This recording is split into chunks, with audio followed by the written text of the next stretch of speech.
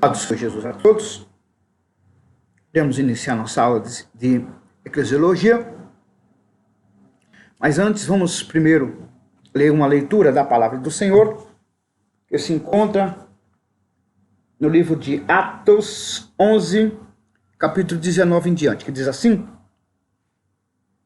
os que foram dispersos pela perseguição que sucedeu por causa de Estevão, caminharam até a Fenícia, Chipre e Antioquia, não anunciando a ninguém a palavra, senão somente aos judeus.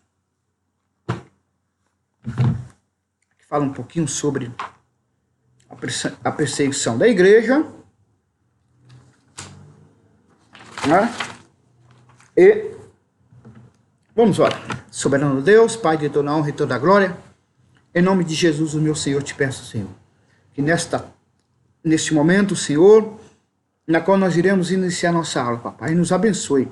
Toma-nos nas tuas mãos, Papai. Coloca as tuas mãos santas sobre as nossas vidas. É isso que eu te peço em nome de Jesus. Amém.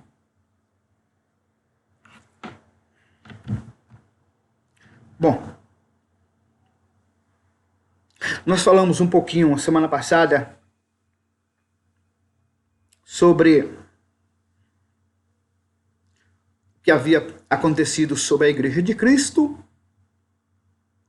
os levantes que tiveram, né? E nós também acabamos de ler,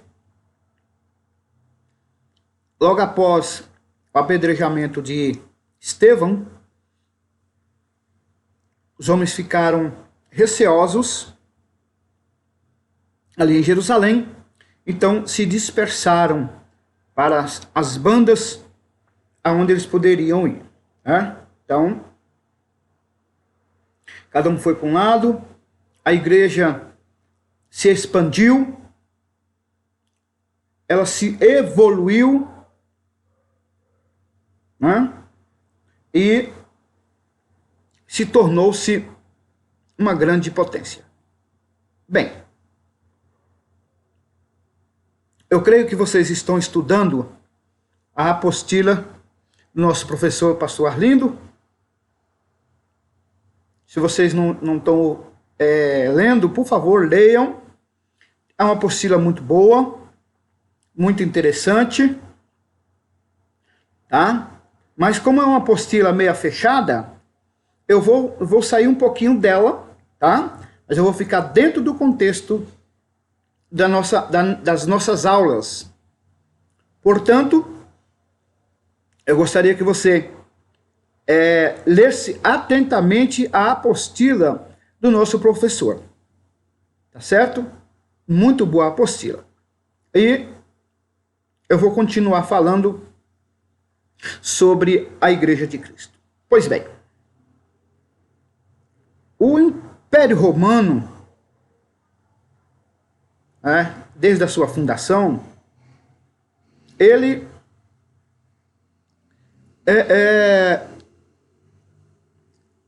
expandiu seus territórios grandemente. Na época de Cristo, eles já dominavam quase toda o mundo civilizado de então. Só que os romanos tinham a preocupação de se defender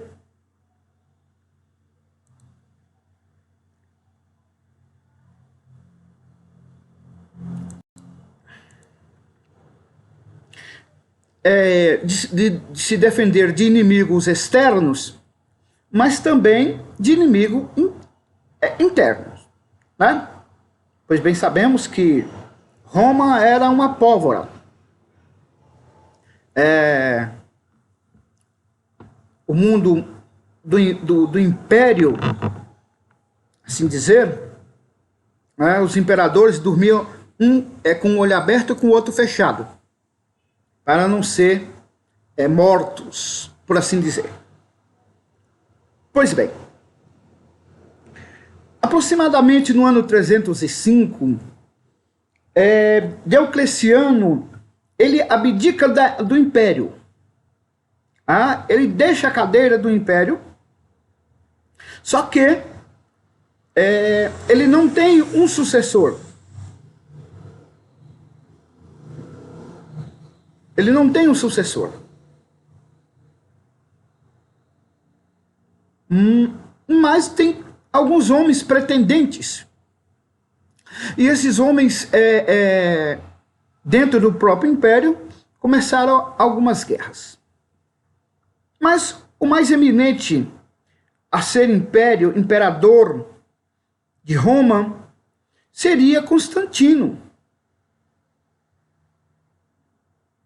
Em 312, 313, aproximadamente, ele entra em confronto com Maxêncio. Maxêncio era um dos pretendentes a ser imperador de Roma. Veja bem, na época, os cristãos, eles não entravam em guerra.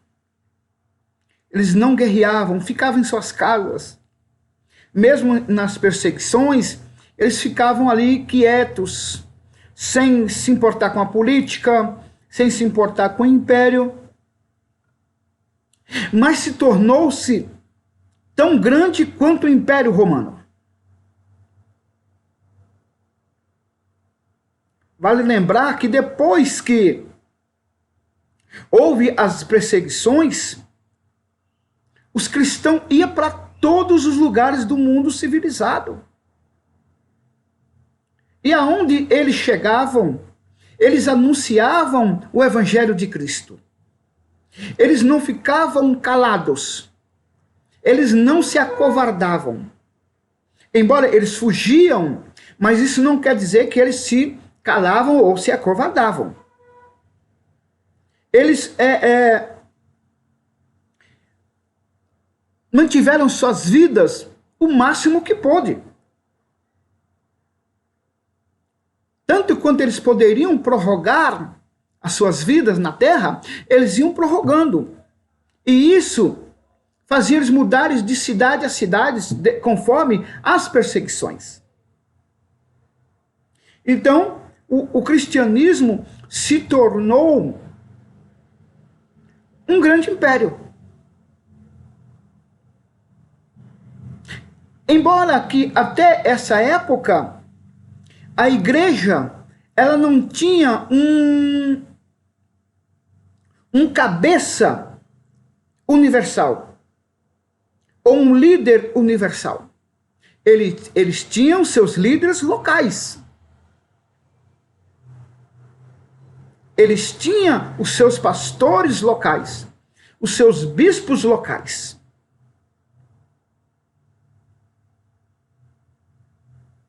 E uma das grandes sacadas de Constantino foi que o contingente cristão era muito grande.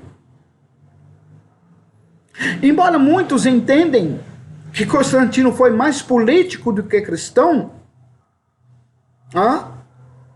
ele usou a política, isso nós nunca iremos saber, né? Que já se passaram muitos anos. E a grande sacada é o que fazer com esse contingente de cristãos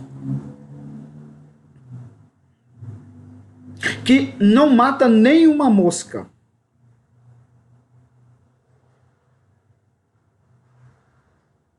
Os cristãos não matavam nem uma mosca.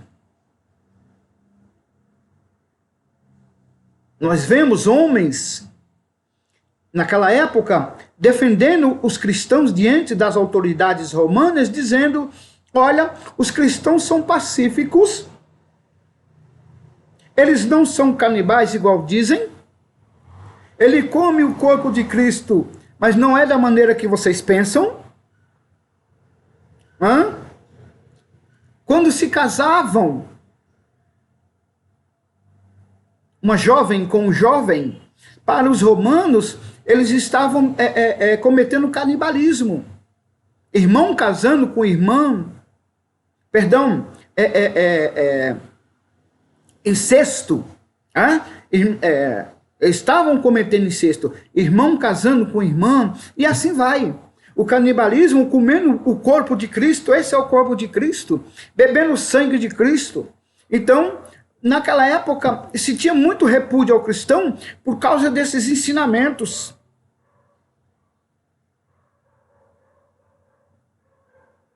E Constantino chega a olhar para esse contingente cristão, que era muito, se não fosse do tamanho dos soldados romanos, do contingente de soldados romanos, era bem próximo.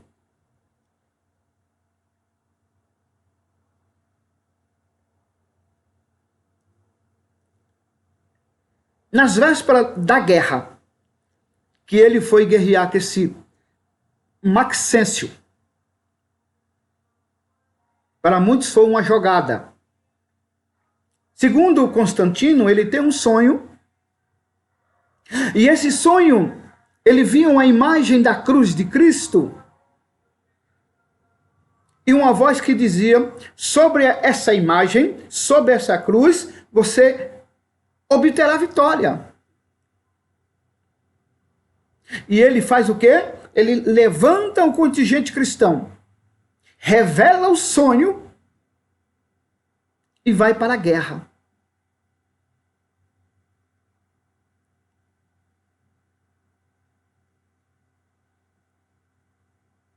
E nessa guerra, ele sai vitorioso. Ele sai como herói. Mas, segundo ele, foram a revelação que ele teve. Um sonho revelador.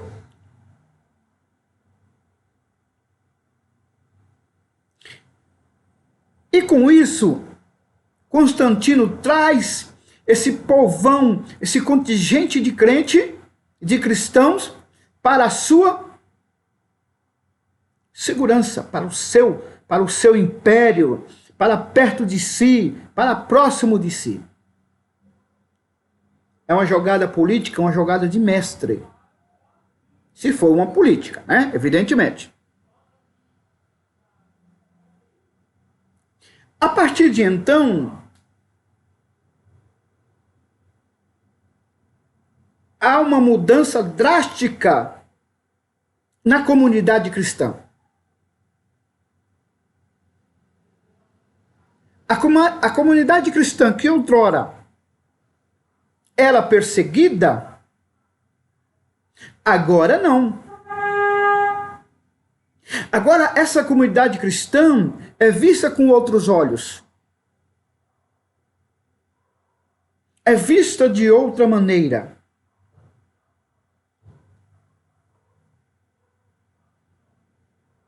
É tanto que Constantino, ele traz a religião cristã para o Estado.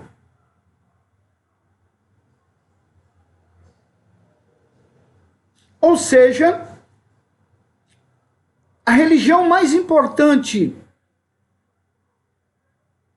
do Império Romano agora passa a ser o cristianismo. Constantino agora tem nas suas mãos,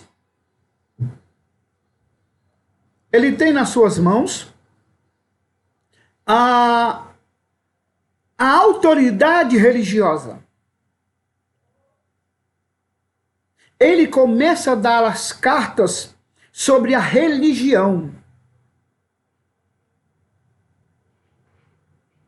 Ele transforma os seus templos em igrejas.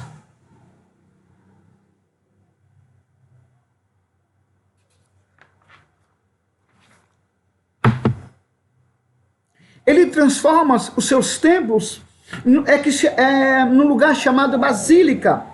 É tanto que a igreja sede da Igreja Católica em Roma chama-se a Basílica de São Pedro, né, que está inserida na Praça de São Pedro.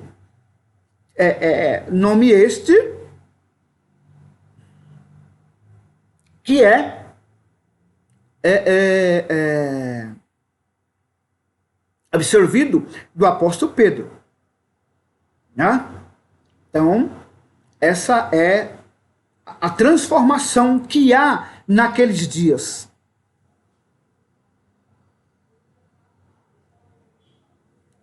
Por um lado, para a igreja foi bom, porque não houve perseguição.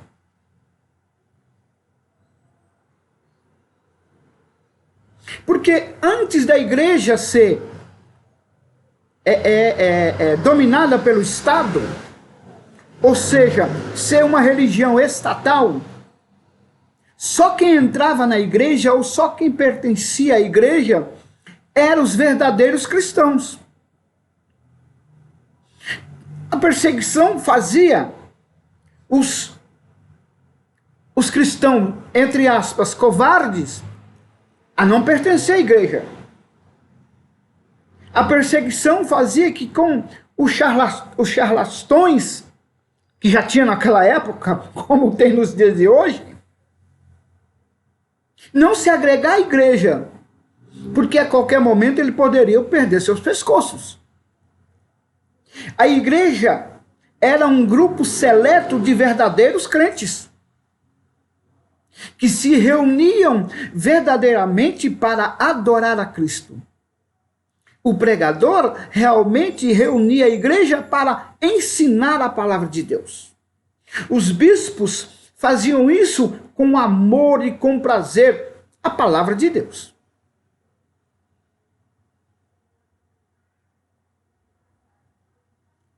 Por um lado, foi bom. Só que, por outro lado, a religião estatal, ela escancarou as portas. Qualquer um poderia adentrar na igreja.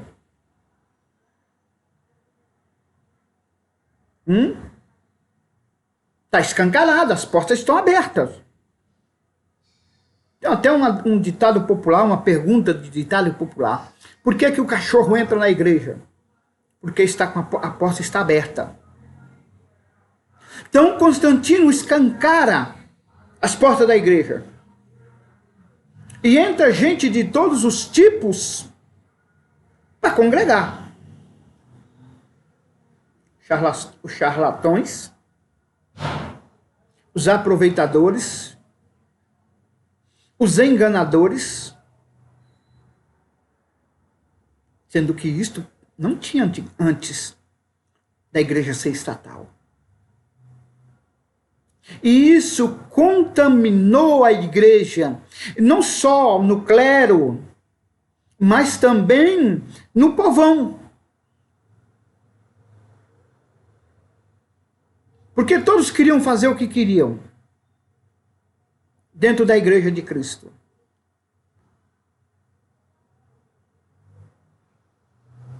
É tanto que no início da igreja estatal, que quando se forma a basílica, havia um lugar específico do clero. Antes, não. Antes não tinha clérigo na igreja. A igreja tinha seus presbíteros, diáconos, seus bispos, seus pastores, seus evangelistas, mas era tudo reunido num só lugar, dentro da igreja em si, nas reuniões.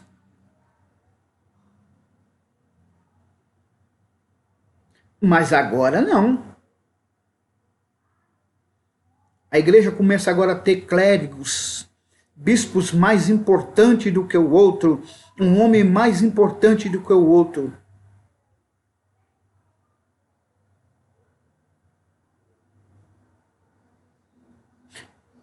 Nesse mesmo inteirinho, depois que nosso amigo Constantino, ele toma posse do Império Romano,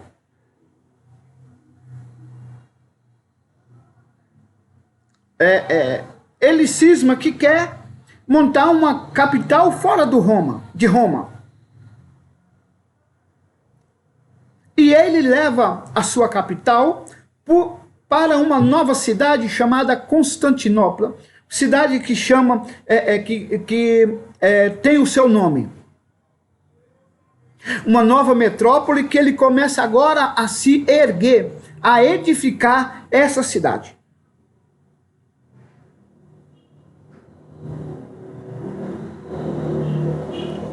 Constantinopla hoje seria a Turquia, aqui na Ásia.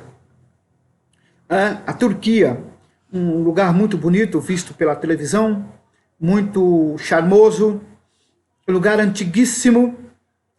Você vê ruas estreitas, mercado como se fosse uma cidade.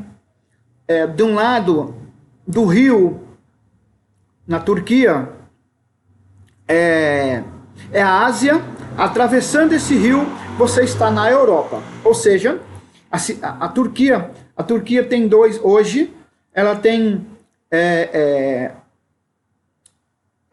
faz parte de 2 continentes, o asiático e o europeu. Atravessando o rio, você está na Europa. Voltando do rio, você está na Ásia. Mas tudo dentro da Turquia nos dias de hoje. Pois bem, Constantinopla é erguida, é edificada. Constantino leva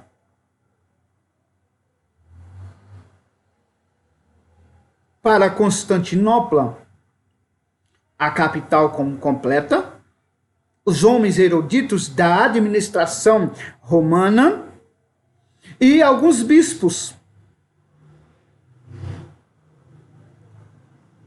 Só que em Roma, ele deixa também alguns bispos. E começa agora uma briga entre os clérigos.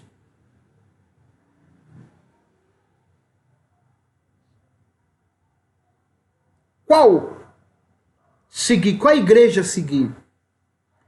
A igreja de Roma? Ou a igreja que acompanhou Constantino em Constantinopla?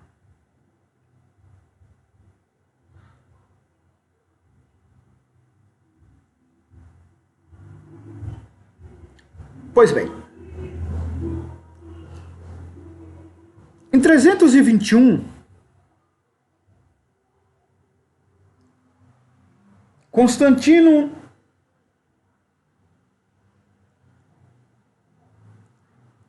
ele faz algumas transformações agora dentro da religião Estado.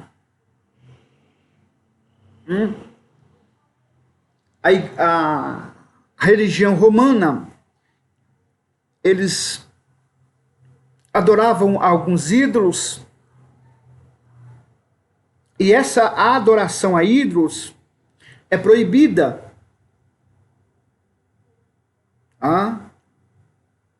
A deuses é proibido. Um dos deuses, ou uma das deusas mais conhecidas era Diana, né? Diana é uma das deusas mais conhecidas do Estado romano. E em 321, através de um erudito, de um edito, através de um edito, ele muda o dia de descanso.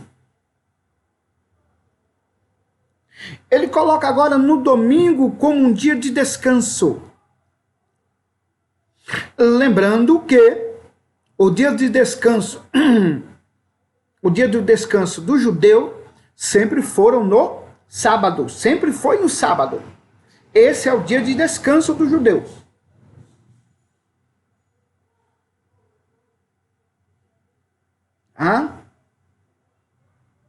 Sempre foi. É o Shabat que eles chamam. Esse sempre foi o dia do descanso do judeu. Mas Constantino tira essa tradição. Vale lembrar que a tradição cristã, ela é, não vou dizer 100%, mas ela é uma ramificação do judaísmo. A tradição cristã sempre foi uma tradição, é lógico, nós não podemos esquecer que há, dentro da tradição cristã, algumas mudanças. Por exemplo, nós não precisamos mais das festas judaicas. Que as festas judaicas hoje não têm valor espiritual, mas têm valor sentimental. É diferente.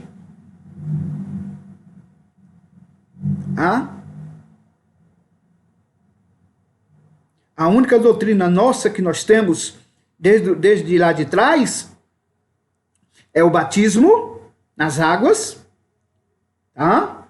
Um cerimonial, e nós temos um memorial, que é a ceia do Senhor. Tá certo? E isso se remete ao quê? A ceia do Senhor. Eu sempre falo isso. É porque nós precisamos comer do corpo de Cristo para nós lembrarmos da morte dele. Isso se remete aos sacerdotes, que é o único que comia o corpo, a carne do animal sacrificado, era os sacerdotes e sua família. Ok? Então nós precisamos comer da carne do corpo de Cristo, um memorial. Por isso nós comemos o pão. Este é meu pão que é partido por vós, meu corpo que é partido por vós. É simbolizado no pão. É um memorial. Mas a lei moral continua a mesma lei. Ou seja, nós não mudamos as nossas leis morais. As leis cerimoniais nós não precisamos, mas a lei moral delas nós continuamos com a mesma lei, com a mesma tradição. Não mudou nada. Constantino muda do sábado para o domingo. Para nós, como o sábado é mais uma lei cerimonial do que moral, então para nós não vai fazer diferença nenhuma. Ele muda. Segundo ele, ou segundo alguns, ele muda porque ele entende que foi no dia que Cristo ressuscitou, então para comemorar a ressurreição de Cristo nesse dia. Tá? Isso é para alguns. Ok?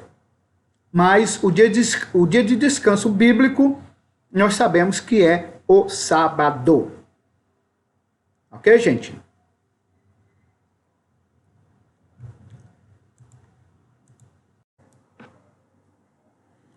Bem, queridos, vamos continuar nossa aula. Paramos para beber um pouquinho d'água. Agora vamos continuar. Pois bem, com essa mudança do Estado, da religião-Estado, além da mudança do domingo, houve também algumas mudanças muito significativas e também muito perigosa. Porque a adoração dos ídolos romanos foram banidos. Por um lado, excelente. Mas, com o passar dos tempos, por exemplo, no ano 405 da nossa era, começou a aparecer dentro das igrejas, algumas imagens.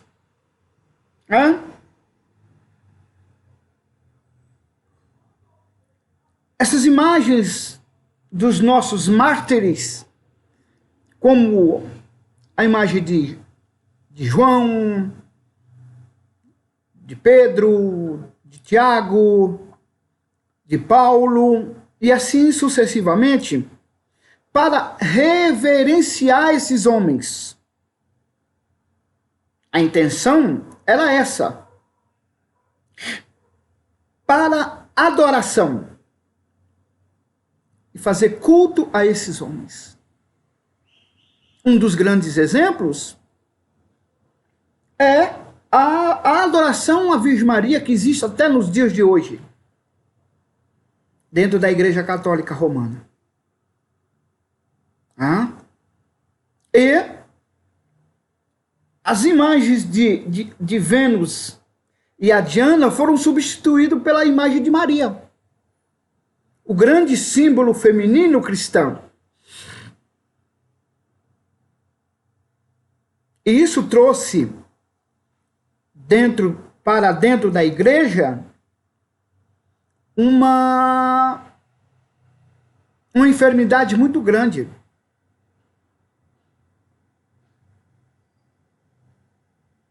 Que com o passar dos tempos, alguns homens da igreja, eles começaram a se sentir o tal.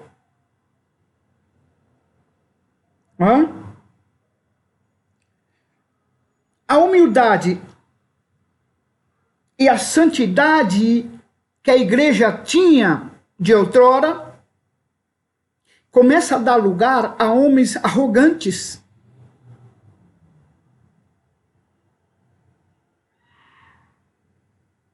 a homens que muitos deles não nasceram dentro do berço evangélico,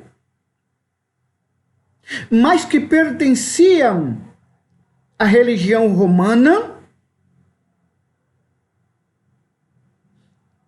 com o advento da igreja-estado, muitos desses homens foram obrigados a aceitar a religião do império. Mas muitos deles, grandes homens pensadores, não vai pensar que são homens leigos, que não entendiam muito da filosofia grega, da filosofia romana. Não, eram homens sábios, que chegaram à igreja com as suas sabedorias, as suas filosofias, e continuaram com as mesmas. Com ensinamentos hereges, com ensinamentos que não condiziam com o ensinamento cristão. Volto a lembrar que eu falei há poucos instantes que muitos desses homens, uns anos atrás, eles não estavam na igreja.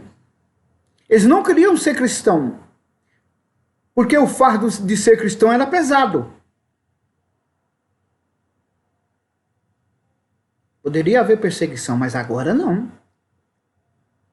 É o contrário. Eles aceitam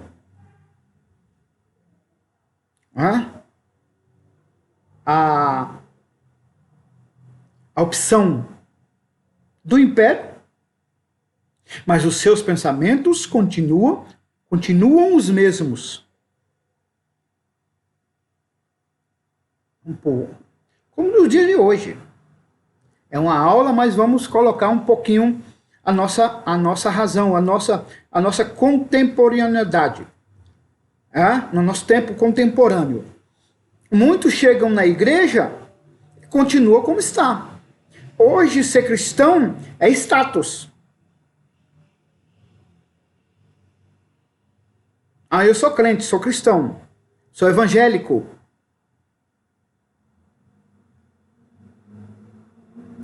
Mesmo assim, era no tempo passado.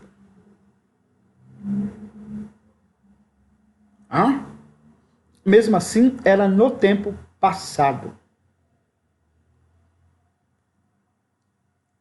Mas como hoje há verdadeiros crentes, nessa época do Império Romano, também haviam homens e mulheres que eram verdadeiras cristãs, verdadeiros cristãos. Um dos grandes exemplos dessa época era Mônica. Mônica não é tão famosa, mas o seu filho é. Muitos chamam de Santo Agostinho, outros somente Agostinho. Então, naquela época havia pessoas dispostas a transformar o Evangelho de Cristo, continuar lutando pelo Evangelho puro, o Evangelho da cruz, não o Evangelho de filosofias. Haviam homens dispostos a continuar lutando pelo Evangelho de Cristo.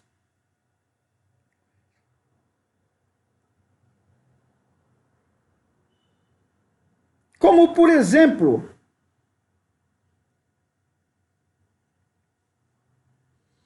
Ário,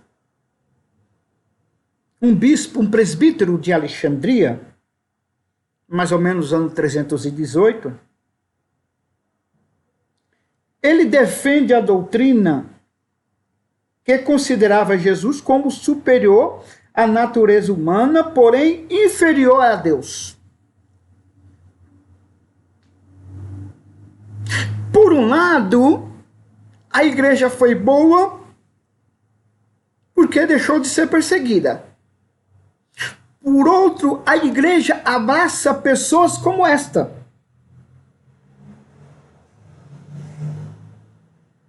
Ário foi um herege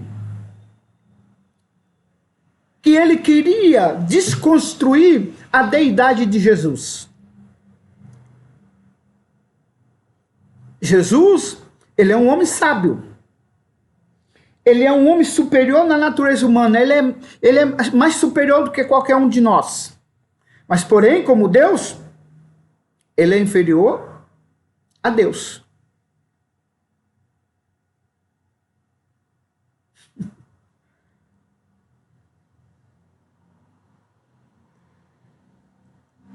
Ou seja, ele tem em mente aos deuses gregos, ou aos filhos dos deuses gregos na terra, como, por exemplo, Hércules. Como Deus, ele era pífio, mas como homem, ele era o grande. E assim outros filhos de deuses, ou filhos de Zeus, né?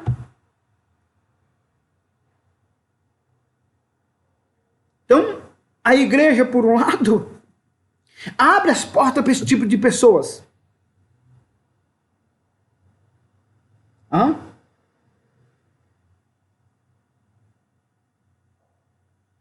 E esse homem era tão herege, esse presbítero de Alexandria, Ário, que ele nega a existência de Cristo antes da fundação do mundo, ou antes mesmo dele nascer. Cristo nasceu homem, e ele foi se evoluindo,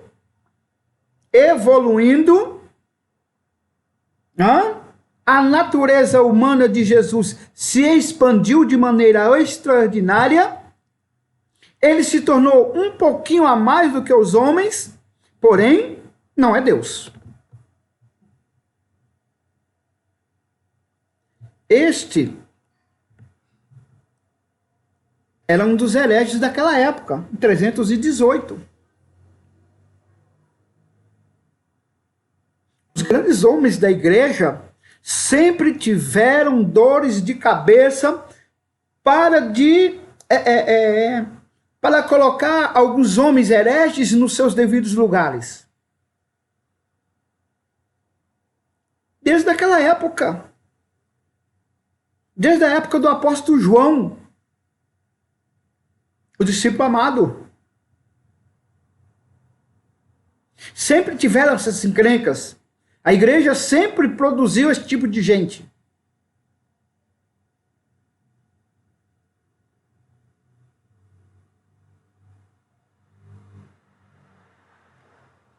Mas, por outro lado, tinham homens cheios do Espírito Santo para combater este tipo de heresia. Por exemplo, nesse mesmo período, havia um homem chamado Atanásio. Ele também era de Alexandria, no Egito. Atanásio,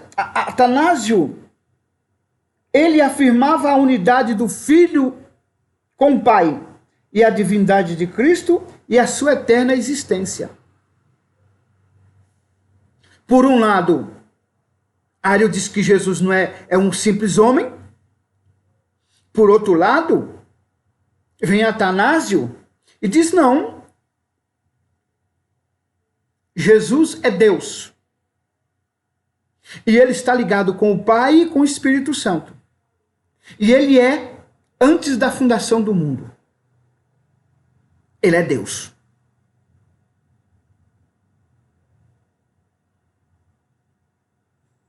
Ou seja, a igreja, ela sempre produziu hereges, mas também ela sempre produziu homens, guerreiros combatentes, cheios do Espírito Santo, para combater o verdadeiro Evangelho de Cristo. Não vai pensar, porque se levanta um herege, o Espírito Santo também não faz levantar homens capazes de debater com esses homens e derrubar os seus pensamentos. Se nasce um herege, pode ter certeza. Nasce dois homens cheios do Espírito Santo, combatente dessas heresias.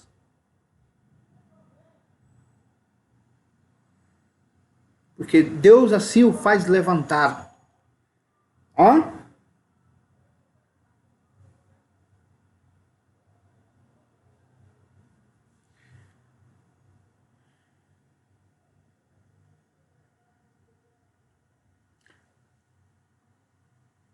Constantino,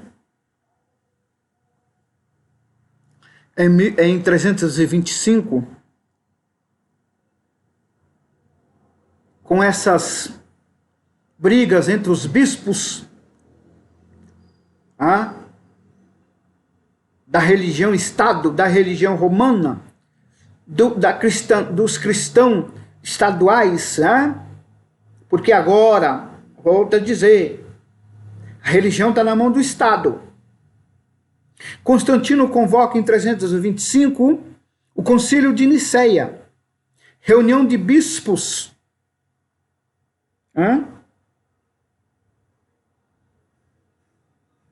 E pela misericórdia do Senhor, a maioria dos bispos condenam e derrubam a doutrina de Ario. Os arianos, eles ficam por baixo, pela misericórdia do Senhor.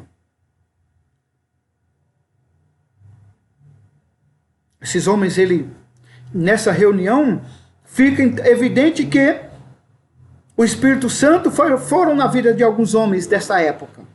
Mesmo a igreja sendo uma religião-estado. Então, foi em 325 derrubado essa heresia de Ario. Atanásio, então, ele era um simples diácono, veja bem, um presbítero. Não é que ele foi puxado do tapete. Não é isso. É que ele foi derrubado pelo Espírito Santo mesmo. O Espírito Santo de Deus foi com Atanásio. E assim, a heresia de Ario caiu.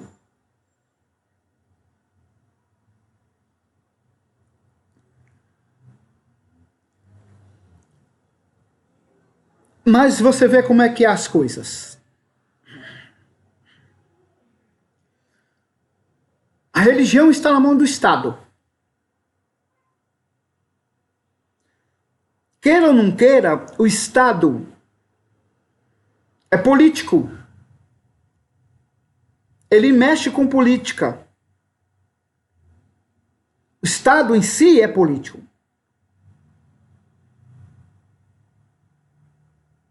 Por mais que as boas intenções, por exemplo, de Constantino fossem bem intencionadas, mas havia os políticos em seu governo.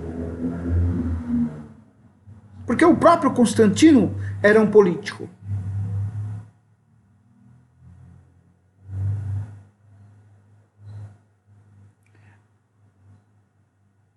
Embora no concílio de 325, no concílio de Nicéia,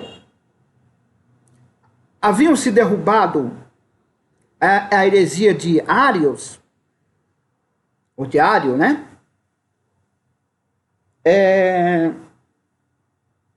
Esse moço, ele era bem estruturado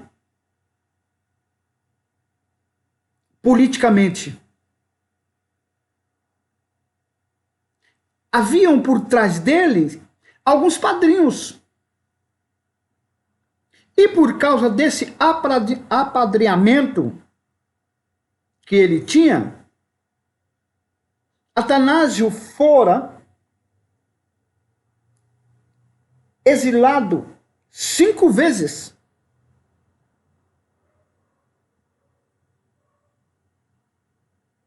No mínimo 5 vezes que se tem notícia.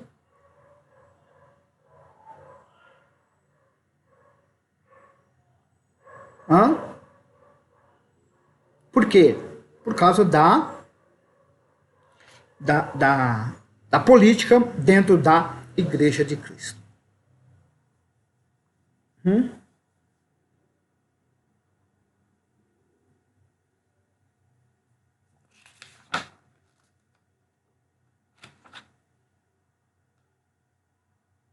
Esse episódio entre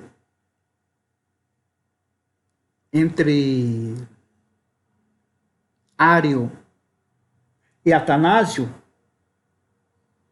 foi um dos primeiros cismas da igreja, uma das primeiras separação da igreja. Uma das primeiras rachas que teve dentro da igreja. Chamado de cisma. Por exemplo, no ano 360, também houve outro cisma, outro racha dentro da igreja.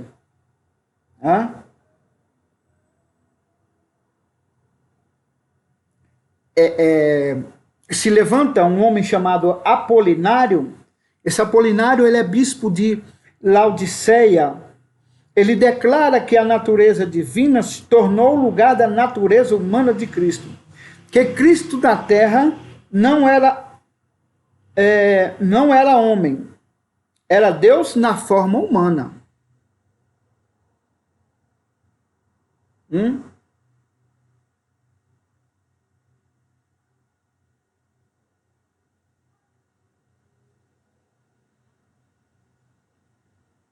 Outro cisma da igreja. Enquanto alguns homens da igreja, a maioria dos teólogos da época, os bispos e teólogos da época, eles sustentavam a pessoa de Jesus era uma união entre Deus e homem. A divindade e a humanidade em uma natureza. É isso que Paulo sempre nos ensinou. Apolinário diz que não. Jesus era um Deus na forma de homem. Sendo que Jesus, ele é plenamente homem e plenamente Deus. Tá? Só para corrigir algumas falas que a gente ouve aí, eles falam que Jesus é 100% homem e 100% Deus. É meio que fora de ética, né, dizer nesse sentido. Então, O correto é falar que Deus é plenamente homem e plenamente Deus. Esse, no ano 360, entre Apolinário e os bispos da época, foi também outro cisma, outro racha dentro da própria igreja. Dentro da própria igreja, eles brigando entre si. Ok? Então,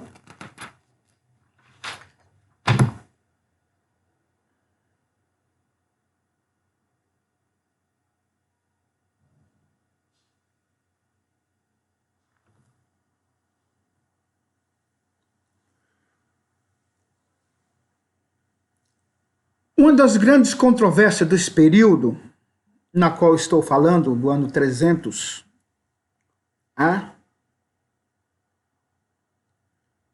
foi surgido na igreja ocidental, tá? Por um herege chamado Pelágio, os pelagianos, Pelágio. Esse Pelágio foi monge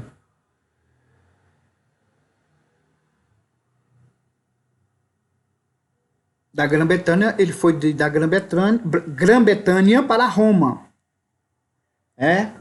no ano 410 da nossa era.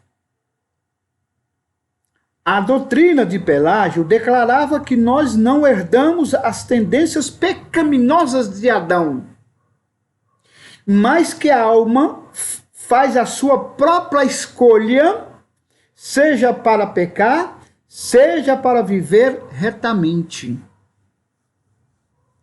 Esse era o ensinamento de Pelágio da época. Foi um dos grandes debates desse período, 300 a 400, nesse período aí. Foram um dos mais longos debates dentro da igreja. Ora, nós não herdamos nada de Adão. Porque nós temos as nossas escolhas. Nós podemos pecar e nós não podemos.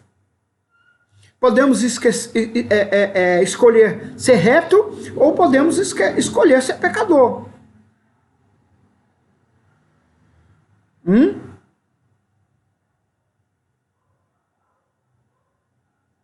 Ou seja, nós somos responsáveis 100% das nossas atitudes.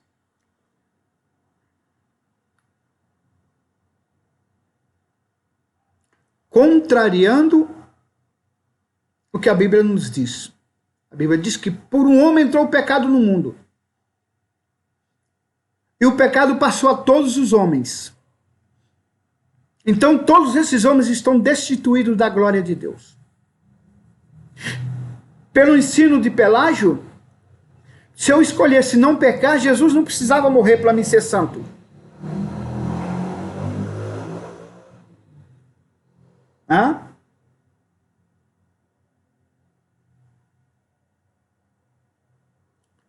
Depois se levanta um dos grandes homens da história do cristianismo. Para muitos, depois do apóstolo Paulo, é o maior deles. Agostinho. E ele dizia que Adão representava toda a raça humana e que no pecado de Adão todos os homens pecaram e são pecadores, e todo gênero humano é considerado culpado. Pelo pecado de Adão, todos nós somos culpados. Todos nós somos pecadores. Nós somos culpados no pecado de Adão.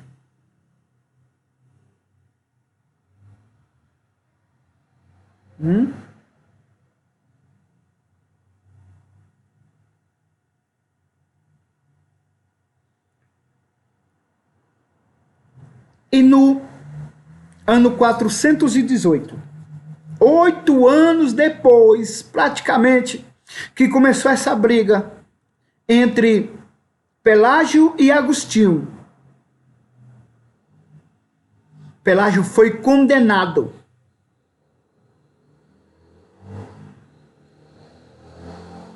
E a teologia de Agostinho tornou-se regra ortodoxa na igreja de então. A igreja de Cristo, desde o seu nascimento até nos dias de hoje, ela tem caminhado firme e forte. De vez em quando, vem um vento e quer derrubar. Uma das árvores mais poderosa, vamos nos dizer assim, é a palmeira. O vento bate na palmeira de uma forma que a palmeira se dobra. Ela parece uma ferradura. Ou seja, a sua parte de cima dela, a cúpula, melhor dizendo, vai ao chão, o seu tronco dobra até que coloca a cúpula no chão, mas ela não quebra. O vento cessa e ela fica em pé outra vez, na mesma posição que assim estava. Assim é a igreja de Cristo. Assim é a igreja de Jesus Cristo. Amém, queridos? Continue orando por nós, continue orando pelo nosso pastor Arlindo, nosso professor, nosso mestre, nosso diretor, para que Deus continue abençoando ricamente a vida do nosso pastor. Amém? Que Deus assim vos abençoa em Cristo Jesus.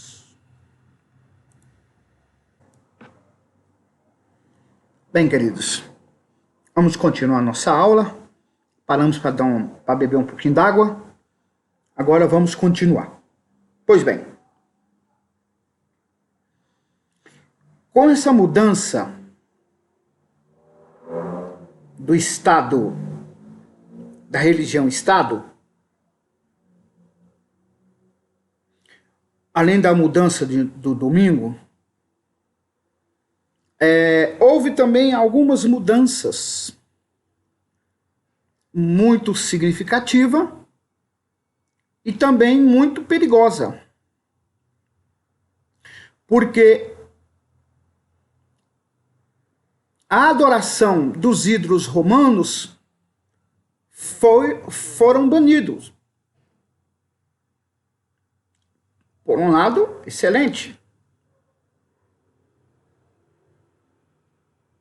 Mas, com o passar dos tempos, por exemplo, no ano 405 da nossa era, começou a aparecer dentro das igrejas, algumas imagens.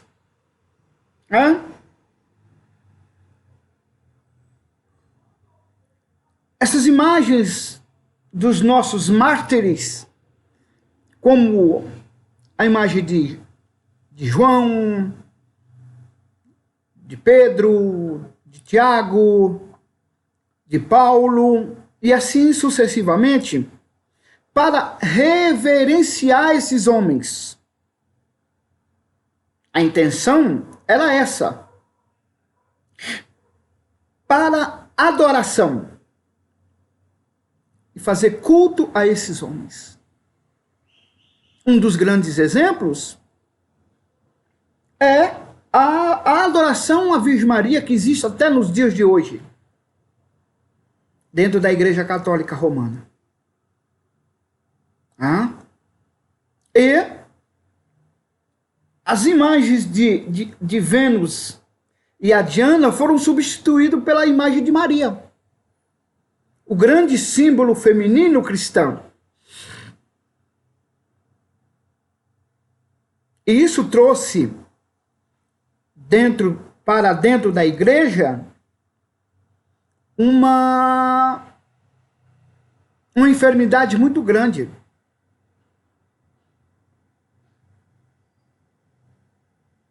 Que com o passar dos tempos, alguns homens da igreja, eles começaram a se sentir o tal.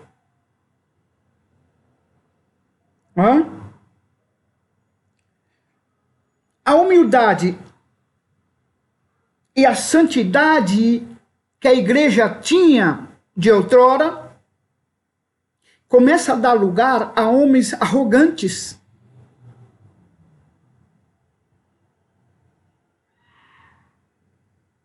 A homens que muitos deles não nasceram dentro do berço evangélico,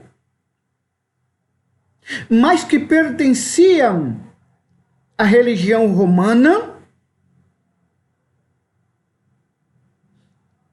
com o advento da igreja-estado, muitos desses homens foram obrigados a aceitar a religião do império. Mas muitos deles, grandes homens pensadores, não vai pensar que são homens leigos, que não entendiam muito da filosofia grega, da filosofia romana. Não, eram homens sábios. Que chegaram à igreja com as suas sabedorias, as suas filosofias, e continuaram com as mesmas. Com ensinamentos hereges, com ensinamentos que não condiziam com o ensinamento cristão. Volto a lembrar que eu falei há poucos instantes que muitos desses homens, uns anos atrás, eles não estavam na igreja. Eles não queriam ser cristãos, porque o fardo de ser cristão era pesado. Poderia haver perseguição, mas agora não. É o contrário. Eles aceitam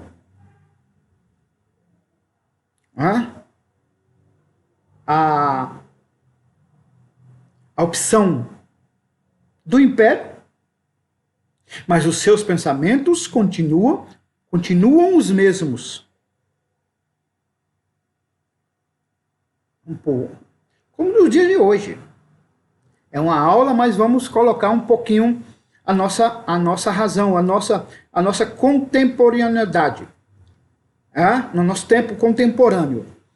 Muitos chegam na igreja e continuam como está. Hoje, ser cristão é status. Eu sou crente, sou cristão, sou evangélico.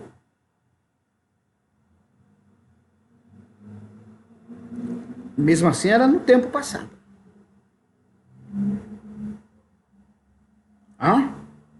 Mesmo assim, era no tempo passado. Mas como hoje há verdadeiros crentes, nessa época do Império Romano, também haviam homens e mulheres que eram verdadeiras cristãs, verdadeiros cristãos. Um dos grandes exemplos dessa época era Mônica. Mônica não é tão famosa, mas o seu filho é. Muitos chamam de Santo Agostinho. outros somente Agostinho. Então, naquela época havia pessoas dispostas a transformar o Evangelho de Cristo, continuar lutando pelo o Evangelho puro, o Evangelho da cruz, não Evangelho de filosofias.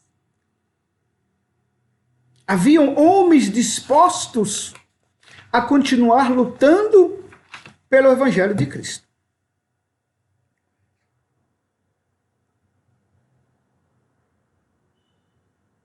Como, por exemplo,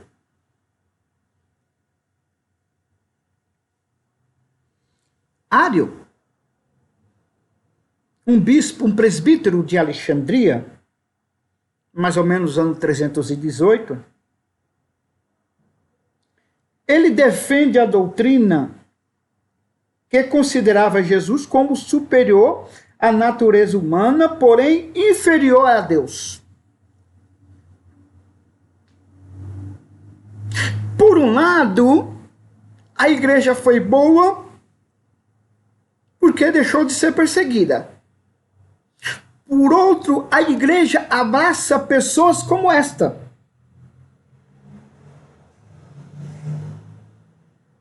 Ário foi um herege que ele queria desconstruir a deidade de Jesus. Jesus, ele é um homem sábio. Ele é um homem superior na natureza humana. Ele é mais superior do que qualquer um de nós. Mas, porém, como Deus, ele é inferior a Deus.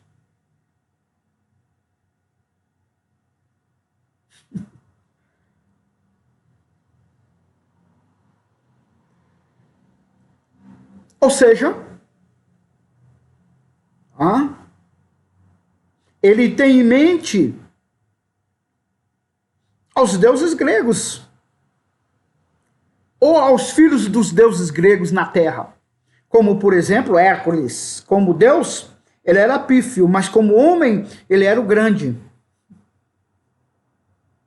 E assim outros filhos de deuses, ou filhos de Zeus, né?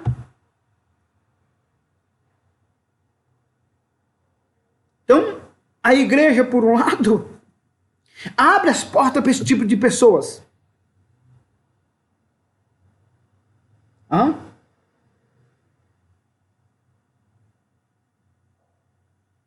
E esse homem era tão herege, esse presbítero de Alexandria, Ário, que ele nega a existência de Cristo antes da fundação do mundo, ou antes mesmo dele nascer. Cristo nasceu homem, e ele foi se evoluindo,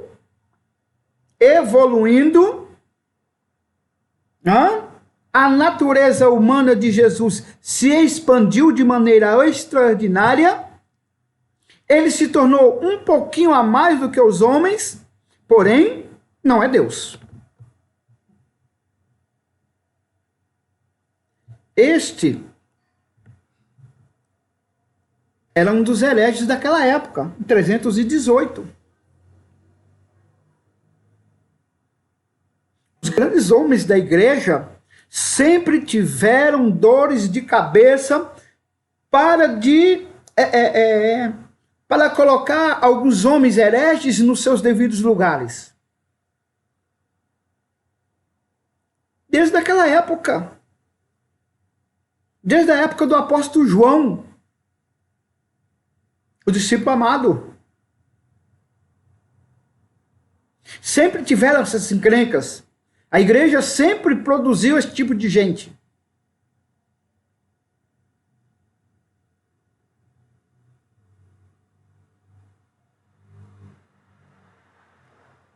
Mas, por outro lado, tinham homens cheios do Espírito Santo para combater esse tipo de heresia. Por exemplo, nesse mesmo período, havia um homem chamado Atanásio.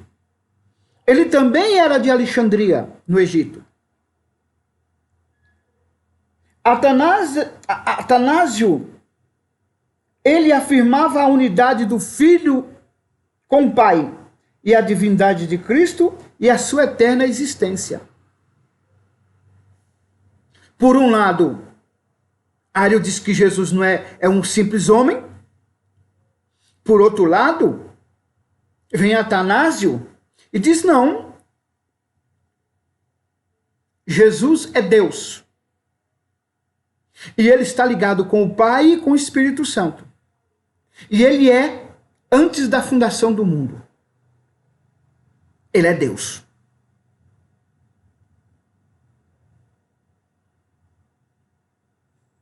Ou seja,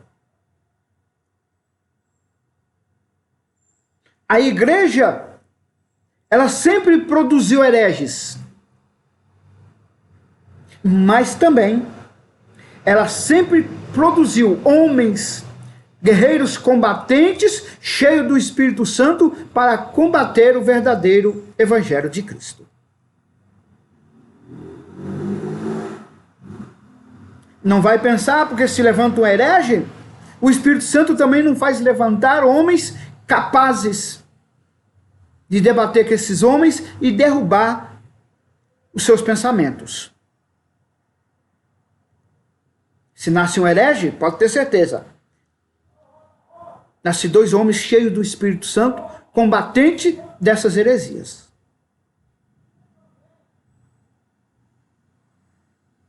Porque Deus assim o faz levantar.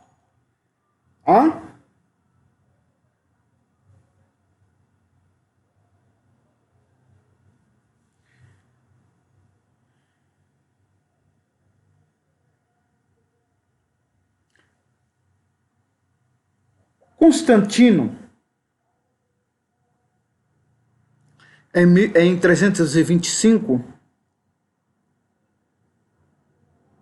com essas brigas entre os bispos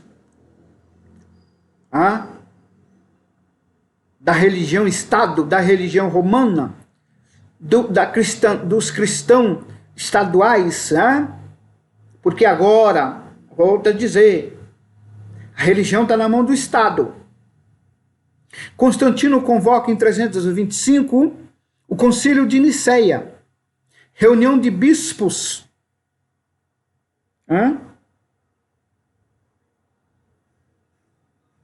E pela misericórdia do Senhor, a maioria dos bispos condenam e derrubam a doutrina de Ario. Os arianos, eles ficam por baixo, pela misericórdia do Senhor. Esses homens, nessa reunião, fica evidente que o Espírito Santo foram na vida de alguns homens dessa época. Mesmo a igreja sendo uma religião-estado. Então,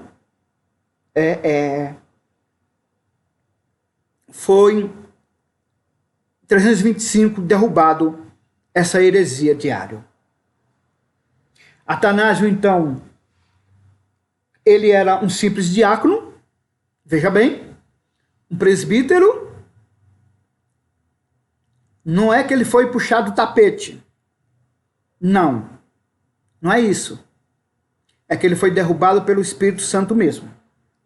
O Espírito Santo de Deus foi com Atanásio. E assim, a heresia de Ario caiu.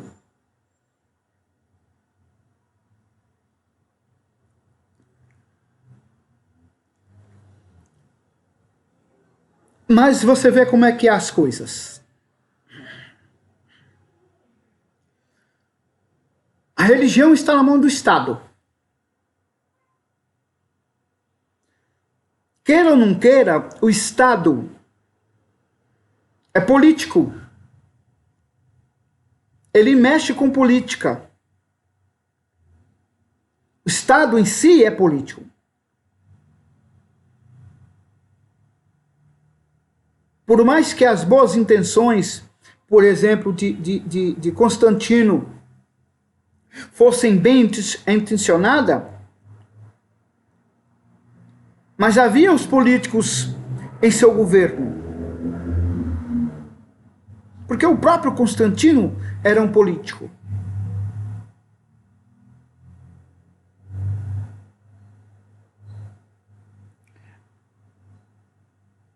Embora no concílio de 325, no concílio de Nicéia, haviam se derrubado a heresia de Ários, ou de Ário, né?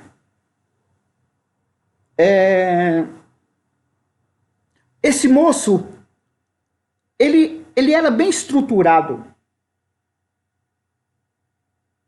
politicamente. Haviam por trás dele alguns padrinhos. E por causa desse apadrinhamento que ele tinha, Atanásio fora exilado 5 vezes.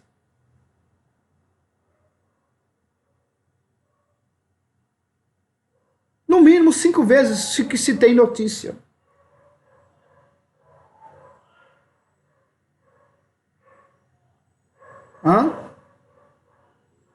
Por quê? Por causa da política dentro da Igreja de Cristo.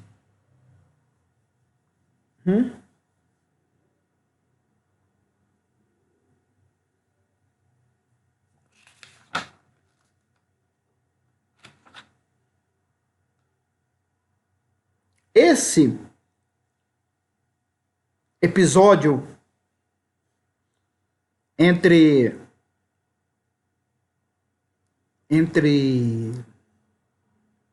Ário e Atanásio foi um dos primeiros cismas da igreja, uma das primeiras separação da igreja. Uma das primeiras rachas que teve dentro da igreja.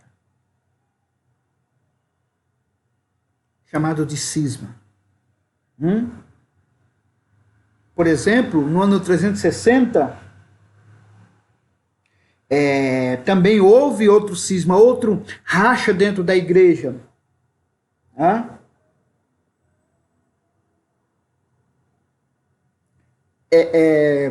Se levanta um homem chamado Apolinário.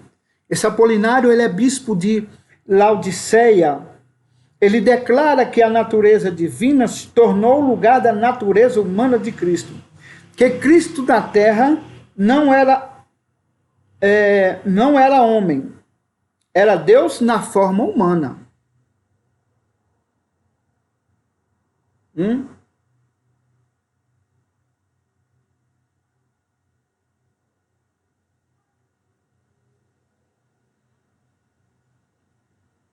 Outro cisma da igreja. Enquanto alguns homens da igreja, a maioria dos teólogos da época, os bispos e teólogos da época, eles sustentavam a pessoa de Jesus era uma união entre Deus e homem. A divindade e a humanidade em uma natureza. É isso que Paulo sempre nos ensinou. Apolinário diz que não. Jesus era um Deus na forma de homem. Sendo que Jesus, ele é plenamente homem e plenamente Deus. Tá? Só para corrigir algumas falas que a gente ouve aí, eles falam que Jesus é 100% homem e 100% Deus. É meio que fora de ética, né? Dizer nesse sentido. Então, o correto é falar que Deus é plenamente homem e plenamente Deus. Esse, no ano 360, entre Apolinário e os bispos da época, foi também outro cisma, outro racha dentro da própria igreja. Dentro da própria igreja, eles brigando entre si. Ok? Então,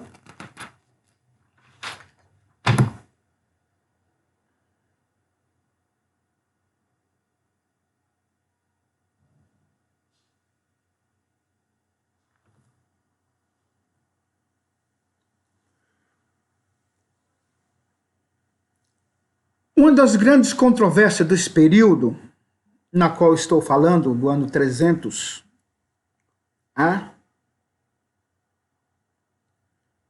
foi surgido na igreja ocidental,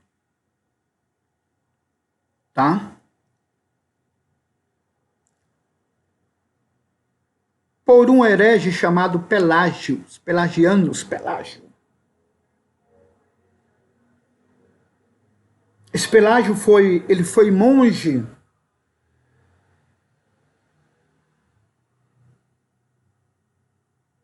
da Grã-Bretanha, ele foi da Grã-Bretanha para Roma, no ano 410 da nossa era. A doutrina de Pelágio declarava que nós não herdamos as tendências pecaminosas de Adão, mas que a alma faz a sua própria escolha, seja para pecar, seja para viver retamente. Esse era o ensinamento de Pelágio da época. Foi um dos grandes debates desse período, 300 a 400, nesse período aí. Foram um dos mais longos debates dentro da igreja. Ora, nós não herdamos nada de Adão. Porque nós temos as nossas escolhas. Nós podemos pecar e nós não podemos. Podemos escolher ser reto ou podemos escolher ser pecador.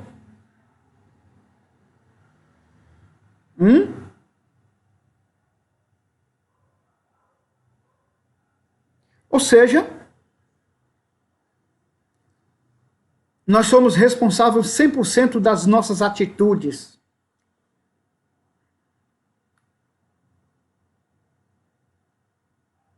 Contrariando o que a Bíblia nos diz. A Bíblia diz que por um homem entrou o pecado no mundo. E o pecado passou a todos os homens. Então todos esses homens estão destituídos da glória de Deus. Pelo ensino de Pelágio, se eu escolhesse não pecar, Jesus não precisava morrer para mim ser santo.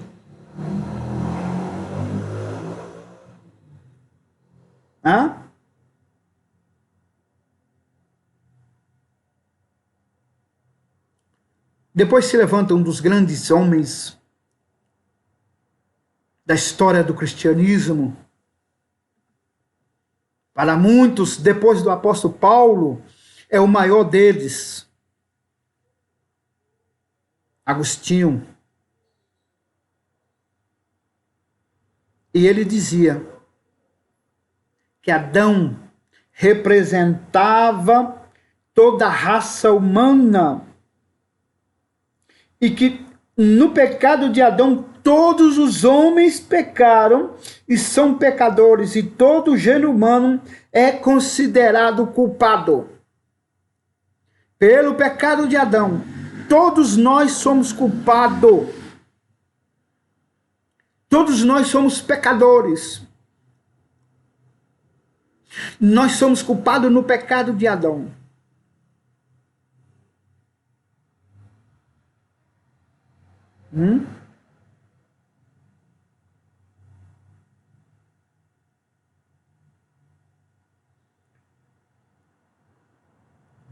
E no ano 418, 8 anos depois, praticamente, que começou essa briga entre Pelágio e Agostinho, Pelágio foi condenado.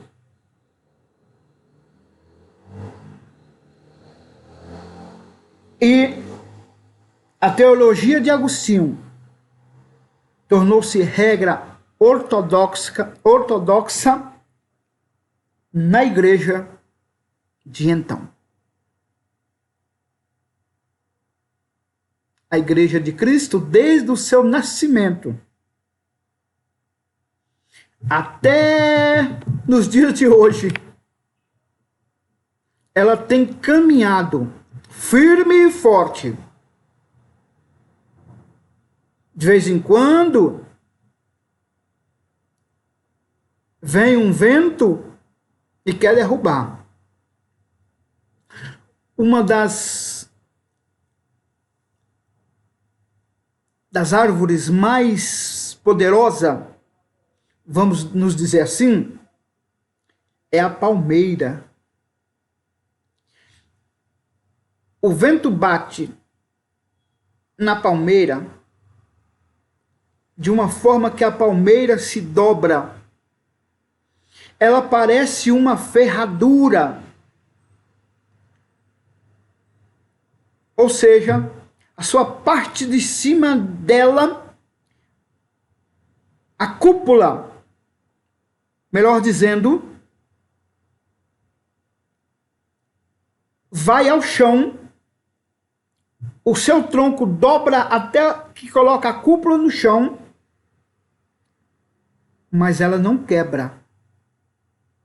O vento cessa e ela fica em pé outra vez, na mesma posição que assim estava.